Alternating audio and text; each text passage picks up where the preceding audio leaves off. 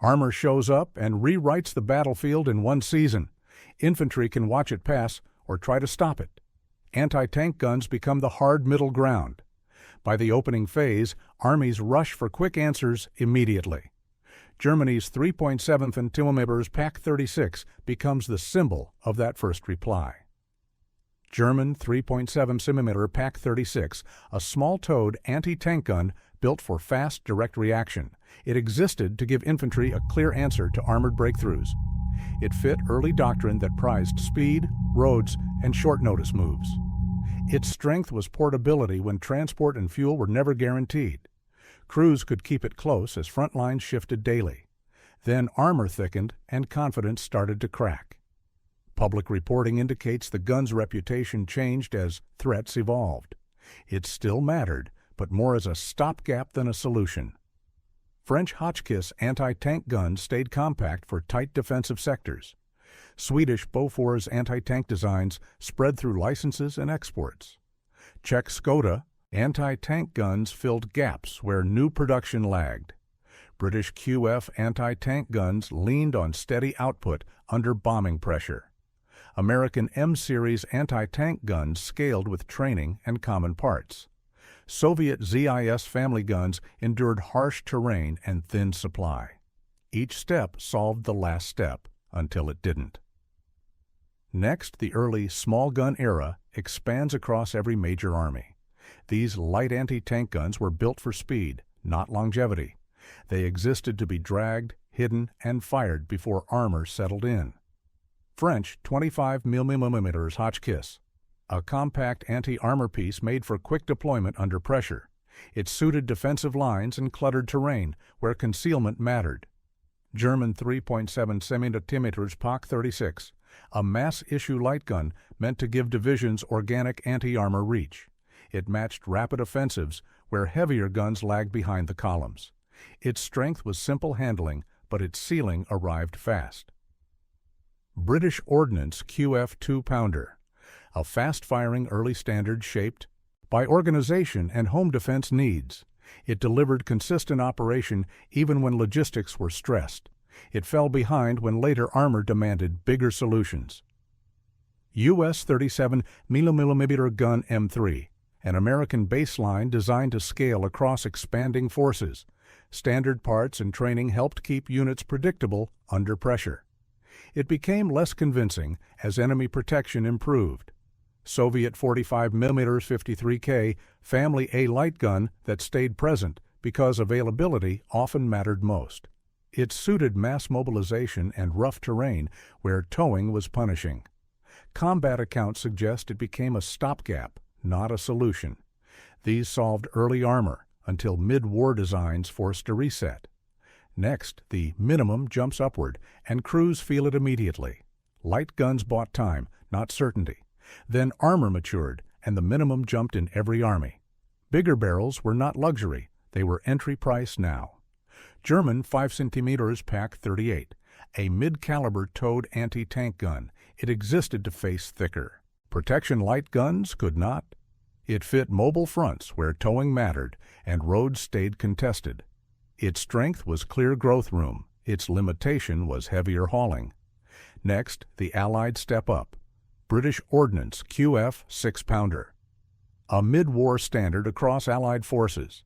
It existed to replace light guns that hit a ceiling. It fit home defense and overseas fighting across continents. Its strength was flexibility across theaters.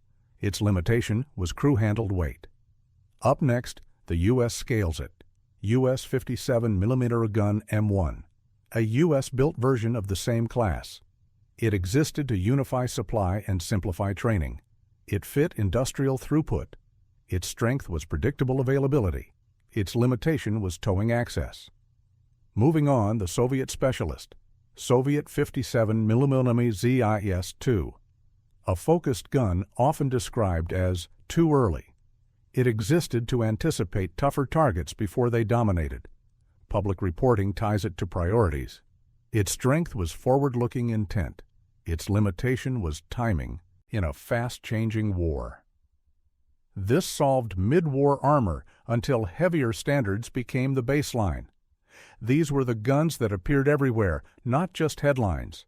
They became default answers because escalation made compromise unavoidable. They were heavy enough to matter, yet common to define norms.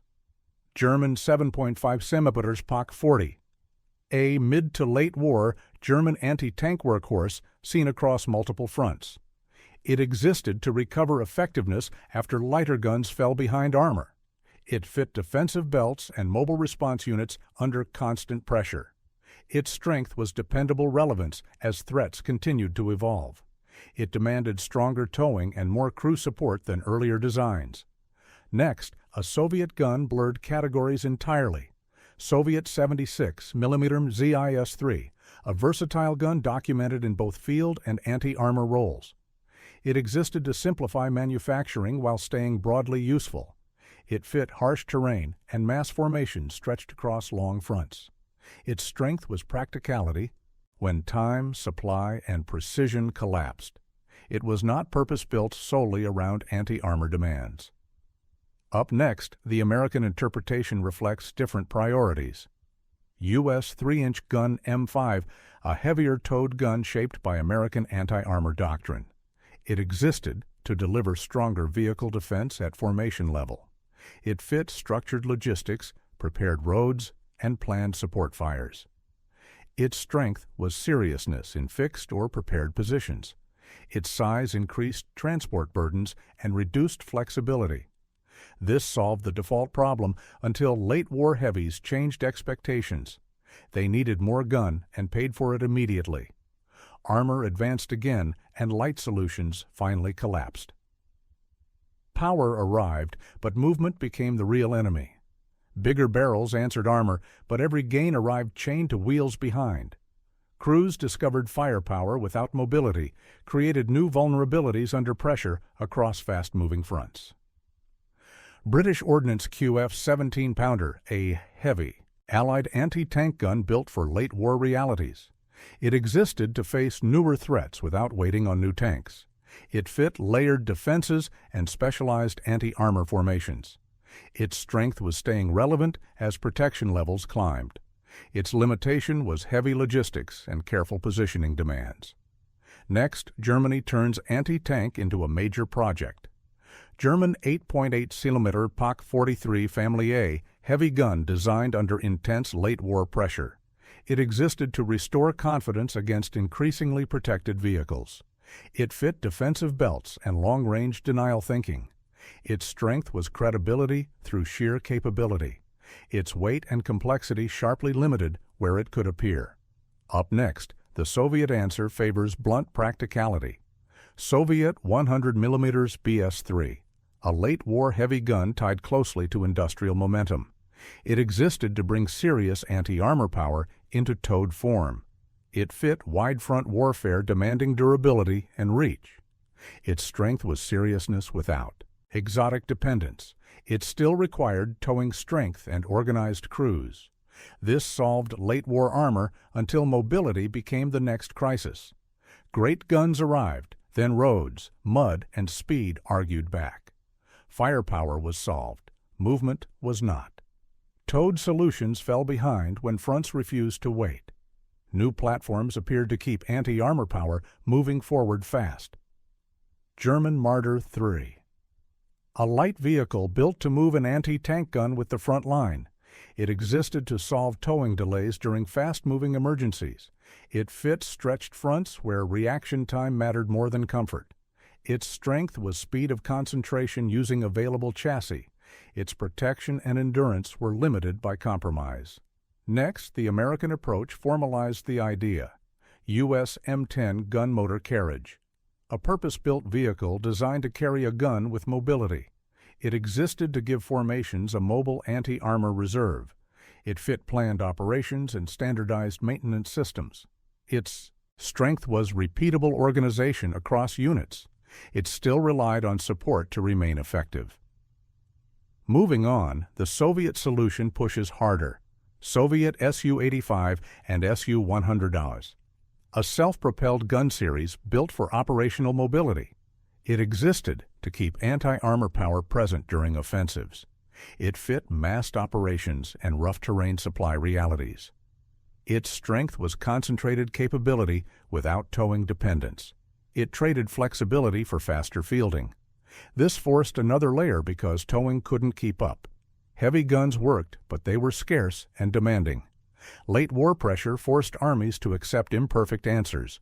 Workarounds appeared wherever production, transport, or time collapsed.